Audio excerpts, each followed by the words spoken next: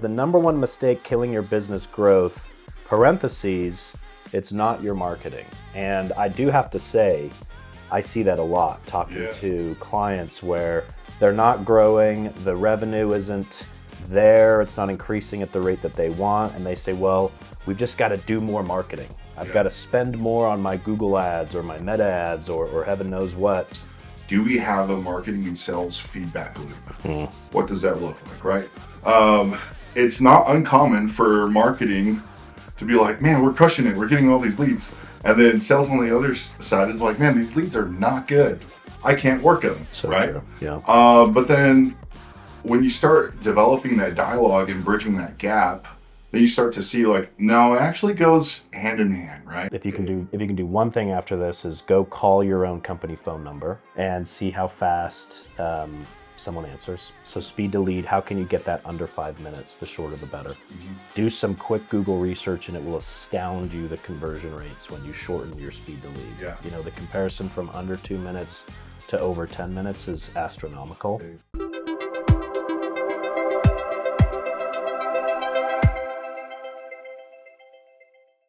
Okay, welcome back everyone. Josh Weber here, co-founder and CEO of Big Red Jelly. Welcome to another episode of the Branding Bros. But today we're going to talk a little bit outside of branding. And I'm joined with a very cool guest, Joshua Jamias. Or Josh, you go by Josh or Joshua? Josh works great, yeah. Okay, Josh, with JobNimbus. So if you want to introduce yourself, tell us about you, a little bit about your background, and most importantly about JobNimbus, because that's going to segue into the topic of today, which I'm personally excited about, because this is something that I see a lot of mistakes being made in small to mid-sized businesses. Definitely. I think. So, Definitely. introduce yourself. Yeah, I grew up in Hawaii, came to Utah for college, studied public relations, and then just made my way through marketing. Spent time doing marketing for a Shark Tank brand, had my own agency, taught marketing on the college level, and even dabbled in sales and biz dev. And that time made me realize that, yeah, I'm a marketer. So that's what led me back to joining JobNimbus. So at JobNimbus, our mission is to make contractors heroes. So everything we do is framed around that mission, right? If we're trying to make a decision and we're like, is this the right decision or not? It's like, well, does this make the contractor a hero? Yes or no? And that's how we make our decisions. So that's our framework. So primarily the bulk of our business is our CRM. And then we also have some other services and products that help our contractors grow. Love that. So, yeah.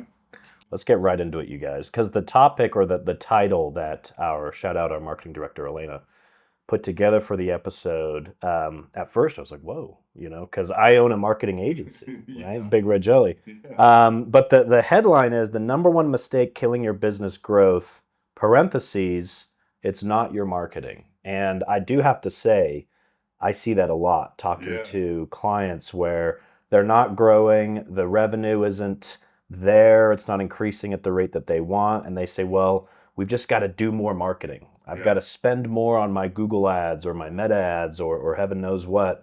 But what you're going to talk to us about is maybe there's some underlying issues there. Yeah. So let's start with that, just kind of the premise. Where does the idea that more marketing equals more growth fall short? Yeah, it's interesting that this is one of those things that I don't think enough business owners talk about in terms of like their marketing and their sales funnel, right? A little bit ago, I did a webinar just with we invited a bunch of like our roofing clients that we work with. And I posed the question, I was like, if we doubled your leads, would that double your profitability? And our chat blew up and they're like, I don't know. Wow. And I was like, okay. At least they're honest. At least they're honest. One of the most common things that I don't think is addressed enough is, and this is a question that you can ask all times at all points in your business, right? Whether you're a small business, mid-market, enterprise, whatever it is do we have a marketing and sales feedback loop? What does that look like, right? It's not uncommon for marketing to be like, man, we're crushing it, we're getting all these leads. And then sales on the other side is like, man, these leads are not good. I can't work them, right? True. Yeah. But then when you start developing that dialogue and bridging that gap, then you start to see like, no, it actually goes hand in hand, right? Yeah. I've been in situations where I was in charge of the lead funnel, and then I look and, like on the other, like when we move further down the funnel, sales is like, yeah, these aren't quality or I don't have enough. Then I look and I'm like, actually, you do have enough. The follow up just isn't there, Mm. or the cadence isn't there. Mm. I think like operationally, shout out to our director of RevOps, Taylor Duggar. One of the things that he did last year was he realized like in terms of best in industry, we need to be able to follow up with a lead in a minute or less if we can. Speed to lead. Speed to lead. Yeah. And I don't think that's a metric that's tracked enough or talked about enough. And so it's just like, yeah, we could get you leads, but are you following up with them in a timely manner? And then if you think about like how easy it is to search for information nowadays, if someone doesn't call me back, I'm already searching through another 3 to 5 options, right? And so I think about like even my experience as like a homeowner, and just like things that like problems I'm trying to solve. Like if someone doesn't get back to me quickly enough, I'm moving to the next person. And so yeah, it's just like what type of sales and marketing feedback loop do you have? And are you even having those conversations? So true. Yeah, it's almost we can't keep looking at sales and marketing as these two different departments. It's all one. Yeah, it's all one. Not to go down a rabbit hole here, but just give us a little bit of background about what JobNimbus, the platform, can do, because I think that's going to give people some ideas. Walk us through kind of what the platform does. Our goal is to be able to scale with them, like regardless of the size of business, right? So some of the problems that we help them solve is like helping them get discovered with lead gen, not just lead gen, but also like giving good, solid estimates on a consistent basis, and then being able to cleanly like order supplies for every job, make sure that we're giving accurate bids. Oh, wow. And then also schedule out those jobs, sync up your teams. And then even after the job is done, being able to easily collect payments. Yeah. We found out that a lot of our contractors are still collecting paper checks. And so, as you know, with all the business you like that you're working with, one of the biggest things that's like preventing a business from staying alive is just managing a good, healthy cash flow. Yeah. And so that's where that payments solves that problem, right? Yeah. And then we also have solutions to help them with the reputation management. Wow. On top of that. So it's just like, okay, how do we look across like the full funnel of like every client and customer that they're working with? And then just be able to make their lives a little easier. I think like one of the best things that I heard that made me feel good, because sometimes you're like, man, it's been a really hard week. Am I making a difference? Yeah. And one time, like, I was assisting our sales team on the for one of our departments, and this guy, he was like, hey Josh, I'm really happy we're using you guys. And I was like, oh yeah, tell me more. What's been your experience? He's like I've been able to reclaim 10 hours a week. Wow. And I was like, okay, so if we could help you reclaim another 10 hours a week, what does that mean for you? He's like, oh, I can see my kids. Wow. I was like, okay, we're doing a good job. Yeah, I love that. So, wow. Yeah. So that truly is, I didn't know that you could do those. JobNimbus really does bleed way more into just the marketing. There's operational things that you do. I'm a huge fan of what you said earlier about cash flow. Yeah. I've met some home services companies, and that's a major challenge. Right. Just cash flow, speed to lead, like you mentioned earlier. So talking about the tech stack, if you were advising a growing business on their tech stack today, what are some of the non-negotiables? I think like one of the biggest things is like before diving in, right? It's really interesting. We're kind of seeing something similar that we did back in 2020. In 2020, it was really interesting because a lot of people were at home, then they're spending more time like with digital tools and podcasts, right? Think about how many podcasts popped up, and they're gone now. Think about how many marketing agencies popped up, and they're gone now. And so now with AI, it's never been easier to do things.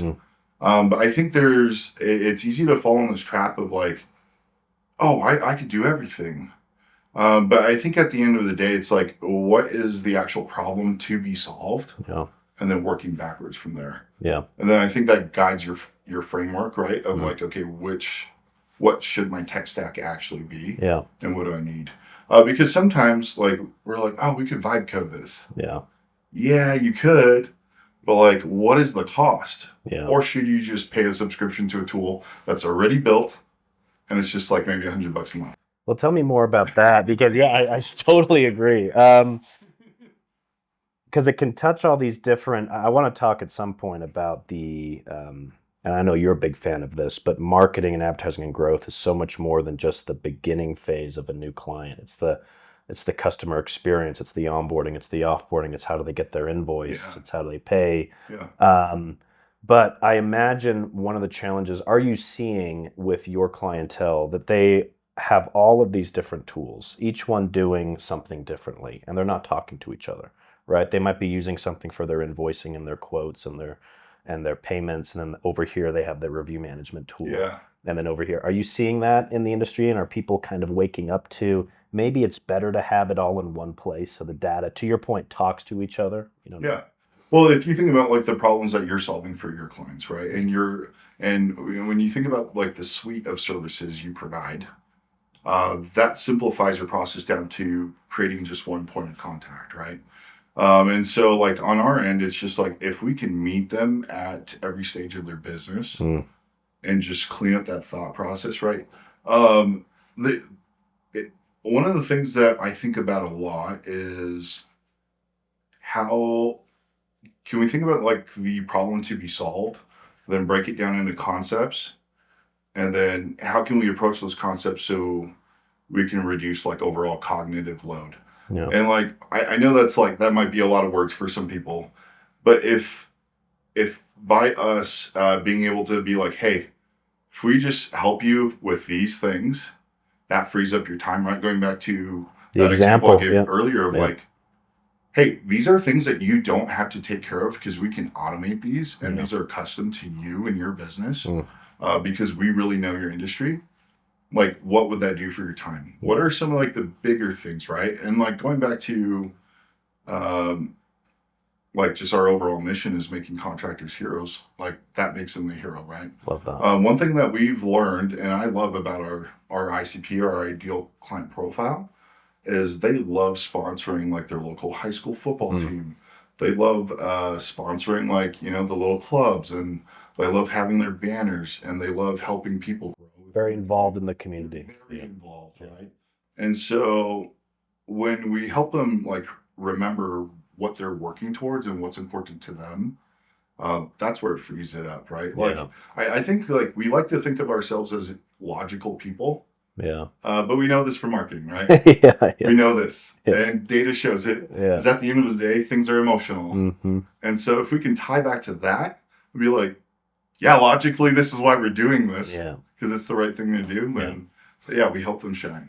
What are some of the kind of coming back to your ICP? So you guys work with a lot of roofing contractors, for example, but these principles can apply across industries, right?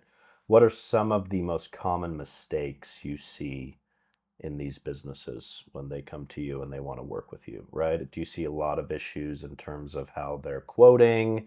Is it come back to the data? Is it they're spending too much time? They're overspending because they have a tech stack of 10 different tools that are all doing a little bit of each piece? Like, what are some of the most common mistakes that you're seeing or pitfalls?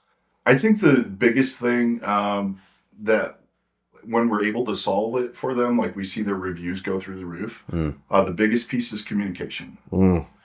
So can we automate follow-ups, meeting schedule, like you know, booking their appointments? Can we simplify the communication piece, right? Yeah. Because and you know this from your experience, like a lot of times when someone goes into business, especially when they have a very specific skill set, it's not because they're great at marketing and operations. A lot of times, they're very good at what they do, and that's why they're going into business, right? Yeah. And so if we can take that communication piece off their plate and help them automate that and make sure that it's on brand, they crush it every time. Right? These guys shine when they're in front of people. One of the things that we love about our ICP is like when they get out in front of people, people love them. Yeah. They're very relatable, very friendly. Yeah. And so if we can take the, you know, those operational pieces off, and solve that communication problem. Not only do they book more jobs, but they're able to collect their payments faster, I love that. and then they do Yeah. better with local SEO. I mean, I'll give you an example. Yeah. I've shared this a lot. My window shattered. I don't know why, Oh, but I no. think this was like a few weeks ago. So my window broke. I woke up, my window shattered. I'm like, oh my gosh, I have work. I go to work. I Google, window repair, Utah Yeah. Valley. I find six businesses. I call six. Mhm. It was early-ish in the morning, so I didn't really Yeah. expect anyone to answer. But I called six companies. No one answered. Only two called me back, and only one called me back multiple times and texted me. Yeah. And so, of course, like I made those calls, I put my phone down, I start working, and then like an hour later, I'm like, oh yeah, I forgot. Had a bunch of missed calls. But then who do you think I reached out to, The guy that was persistent. Yeah, It's that so communication piece. exactly, Yeah. 100%. Every So time. not only will it help bring in more deals, but it's a good segue. It helps build that trust. Exactly. Yeah. So let me ask you on that note, how does having the right system build that trust with customers? Is it a differentiator? How can it help build trust? Yeah. I think in terms of like figuring out your systems and building that trust, like how well do you know the people that you're working with and you're trying to help, right? Mm. And then on top of that, can you make the system make them feel like they're the main character in their story? You see that on social media, right? It's like that main character energy. Yeah. But how can you give that to them Mm. and create that experience, right? And so that's where sometimes it's like I think there's solutions where it's very much like out of the box. And a lot of times that could work. But if you really want to get to know your ICP and get them to work with you and stick with you over long periods of time, Yeah. and be able to scale with them, you have to provide a little bit of give at least Mm. in terms of the customization, right? Mm. Because if they're like, hey, we just crossed the 1 million threshold, okay, anyone that's worked in business long enough knows that once you make your first million, that jump from 1 to 3 is a whole different set of Yeah. problems. Yeah. They might even have to overhaul their entire team, Yeah. right? Might have to bring in some operations people. Mm. The sales manager is like the owner's no longer doing sales and marketing. Yeah. He's like, what do I pick? Right? Yeah. You know this. Like I know. you've probably like brought up some clients Yeah. where like the owner was doing all their Google ads and building out their websites, and he's like, he or she is just like, I can't do this anymore. Can you guys take it? Yeah. And so that's where like, yeah, how well do we know them? Do we know what stage of business they're in? Mm. And do we know their market? Like what, and that's where like benchmarking comes into play, doing a lot of that research. Mm. And then, yeah, building those systems around them, Yeah. to make them that main character. What other communications can JobNimbus do, right? So kind of walk me through what it looks like from the customer experience side, Yeah. right? What are the different ways that you can use a tool to communicate with the customer, build trust, add those touch points? Yeah. Walk me through some examples, maybe. There's some of the different examples is like they can send proposals. It's really interesting because I'm personally in the unfortunate process like you, where I'm dealing with some home stuff. Yeah. And both of the contractors that I'm working with so far use JobNimbus. Wow. So Okay. it's really cool to see the follow-up process, get the text messages, Wow. get the emails, Mm. see the bids, Mm. see how detailed they are. And it's like, I'm like, oh my gosh, I'm on the receiving end of this. Yeah. Yeah. And it's been really cool. And so, yeah, those are just some of the things that we're able to do. And then on top of like just being able to track a job all the way through and know what stage of the job you're in. Right? Yeah. Yeah. And I think that's like when I think about past experiences where I've hired contractors for different things, that's where a lot of the frustration is like, what's the next step? I don't know, Mm. they're the expert. Mm. And so in terms of communication, it's like, that's what we're able to help them do is just keep them in the loop and like, hey, this is what we're doing next for you. Yeah. And these are all the details involved in that. I mean, as a business owner, it should shock you because I remember I had all sorts of these home issues now are coming back and it's giving me, PTSD. Yeah, it's not fun. It's not fun, but I had a plumbing issue, had a plumber come out, fix the issue, and I just never received the invoice. And I remember it was like a week later, 2 weeks later, I'm like, did I pay for that? And so I texted him, really nice guy. Yeah. I texted him, I'm like, hey, I don't think I paid you. He's like, oh, yep, you're right. Yeah, like, let me text you this link. Well, I think he like emailed it to me, Yeah, or he said he'd drop by and get a check. That's what it was. He's like, I'm gonna come by and pick up a check. I'm like, right. Paper yeah. checks, I'm like, is cash it? flow, communication, Yeah, right? It's yeah, all those things. yeah. Yeah, So as a small business owner, I mean, that should it. You can see why this is a priority yeah, definitely, beyond marketing, which is definitely. like you've got to automate this and have these redundancies where cash flow's coming in, Yeah, you're closing deals. yeah, Yeah. How do you, coming back to what you said earlier, which is really interesting, and it was one of the questions in here, kind of the automation, AI, and the human element, right? yeah. Where does automation help, and where can automation quietly pull trust out of a client-customer relationship? And then how do you incorporate the human element into what JobNimbus does? Yeah, I think you said it just a bit earlier of like regarding automation. It's like, what are the redundancies? Hmm.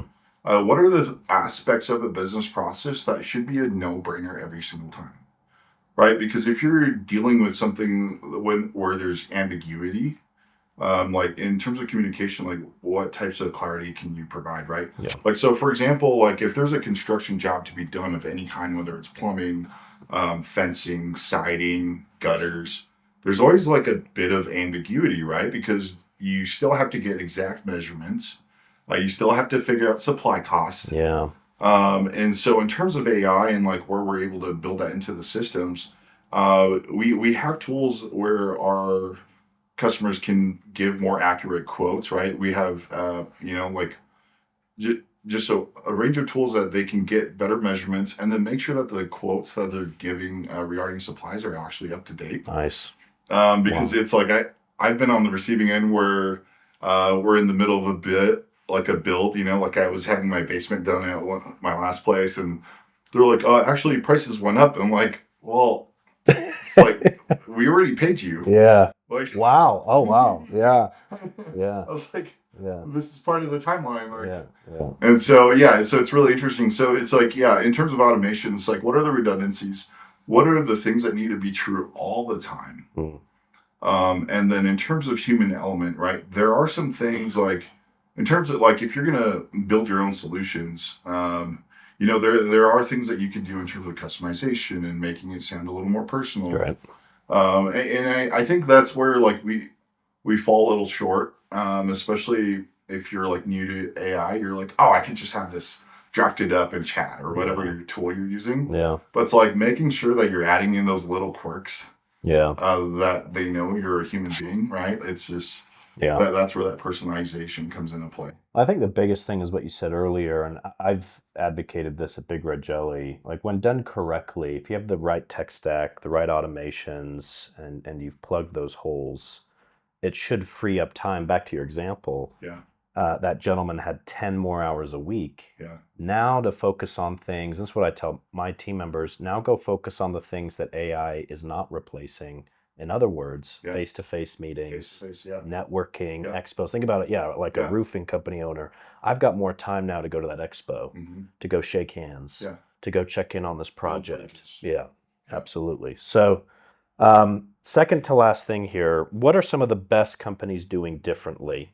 What are some of those that are clearly scaling? They got their ducks in a row. What are they doing differently that we can learn from them? Yeah, when we look at I give the just the, kind of that broad example, right, of like when you cross that million threshold and you're trying to hit three, and it's like naturally 3 to 5, 5 to 10, like there's different sets of problems. I think number one is like, what is our North Star? Hmm. Like what's our framework? What are our guiding principles? Because if we can agree on all of that, right, and we see this with our best performing customers, is like they understand where they're trying to be, Mm, and everything that they're working on is optimized for that, right? So like going back to like Job Nimbus's mission, we're there to make contractors heroes. yeah, So if we're like, oh, should we do this or not? It's like, well, if it doesn't help them, yeah, then that's a hard no, right? mm, So in terms of like what they're doing that's best, it's like I think they understand where they're trying to go. They have a clear vision and clear picture, and they're also willing to evolve with what's happening. yeah, Because if you think about you know, for on your end, when it comes to like agencies, there's a different set of problems that you deal with working with a new client that has never done any marketing yeah, ever. yeah, versus someone that's worked with 3 other agencies or maybe had an in-house person. Yeah. It's a very different experience, right? Yeah. And so it's just like, yeah, who are we working with? What do they need right now? Yeah. And if we're not willing to make those changes, then let's redirect, like, what's our actual target audience? I love that. I mean, yeah, we bump into that a lot. It's easy to overlook what he just said, right? It's like, in order to know what to do with this tech stack, where do you want to go? Yeah. And it is kind of shocking how many people are like, yeah, where do I want to go? Yeah. And I don't blame a business owner per se, because sometimes you're so stuck in the You're in the minutia. weeds. Yeah, you're in the You're just trying to weeds. survive. And It's just tough. yeah, It's just really getting tough. asked that Yeah. question, like, where do you see yourself in 5 years? What's Yeah. your North Star? By the way, whoever came up with your mission statement is that's killer, Yeah. right? Making contractors heroes, is that what it is? Yeah. Yeah. It's good branding. It holds us through every time. Good branding. I like that. Last question for you: where to start? Right. So someone is listening. They're like, "Oh my gosh, yeah, I all of these things are hitting home for me. Where can I start, practically speaking?" Yeah. Yeah, I think going back to that last bit, right? Where do you even want to be? Because if you don't care to scale and you're like, I'm really happy at staying where I'm at, that's a different set of problems versus, like trying to scale every year. Like, oh, every year I need to have 35% growth or whatever it is. Yeah. And then even then, it's like, are you wanting to grow because you want to sell in 5 years? Yeah. Because that's a different set of problems as well. So I think, like, just number one, like, what are your actual goals? What do you want out of this? And then working backwards from there. And I know that's like very broad, but going back to what you said, it's like it's really important to be able to step out of your business and take those breaks, right? Yeah. And just figure it out. If it's just you, then it's like, yeah, what can I do to step outside of my usual routine? Something that, like, we do as a company is we offer like self-awareness days. Oh wow. And so, and like one of the things you're tasked with doing is just leaving the office and doing something completely different, and then thinking about like what you're wanting to accomplish in the next quarter or the next year. Wow. So when you think about that in a business sense, it's like, okay, if I have a leadership team, like, are we stepping outside of ourselves, going to a different environment? What do we actually want to do? Yeah. And then working from there. But if you're just starting and you're at zero revenue, I think, like going back to marketing and sales basics. Like, what are the problems we're actually trying to solve, and who can we best serve with the problems that we're trying to solve? Is there one quick win or suggestion or thing for someone to look at? Something that you bump into regularly? Yeah. What's like a quick thing that someone could fix this week that would lead to some good results? I think being able to answer those questions, if you're not already tracking speed to lead, that's a good one. If you don't already have a marketing and sales feedback loop, that's a great one. So if you're like, oh, my marketing and sales teams don't talk regularly, well, just set up a regular meeting every Monday morning for 15 minutes. Yeah. Go over your dashboard and then talk about how the leads are handled. And I think, like, one of the biggest things when you're coming from a marketing lens is that I geek out about is changes in lead behavior. And so, and the reason why I bring that up is, like, right now we're kind of like in going back to AI. We're seeing a difference in lead behavior based on which LLM they're coming to us from. Oh, interesting. So wow. If you can do a breakdown, if you're like, hey, I'm already further along, I have a lot of my analytics dialed in, but I want to know how I'm doing in regards to AI search and visibility. Yeah. Start paying attention to that. Lead behavior, for example, from ChatGPT is very different from someone coming from Perplexity, from Claude, very interesting. An AI overview, or even Copilot, right? Very interesting. Yeah. I mean, to your point, last thing I'll say is, if there's two things I think that 99% of small business owners, midsize, even enterprise, speed to lead. Like, if you can do one thing after this, is go call your own company phone number, unless it's you who answers it. Yeah. And see how fast someone answers. So speed to lead, how can you get that under 5 minutes? The shorter the better. Do some quick Google research and it will astound you, the conversion rates when you shorten your speed to lead. Yeah. The comparison from under 2 minutes to over 10 minutes is astronomical. Okay. And then the second point related to that, and this is where JobNimbus can help significantly, is however many touch points or channels you have when a lead reaches out, try to double or triple it. Yeah. You know what I mean? Coming back to that example, which is like, don't just call them back. Oh, they didn't answer. Oh, well, moving on. You know, call, voicemail, text, email, nurture email. Maybe Yeah. there's another channel. Like that's going to increase revenue right away, and then you rock and roll. So, Josh, thank you. Yeah, This is thanks for having awesome. me. Shout out JobNimbus. Where can people learn more? Just go to jobnimbus.com. There you go. What's the mission statement again? Making contractors heroes. Oh, I love it. Okay. Thanks, guys.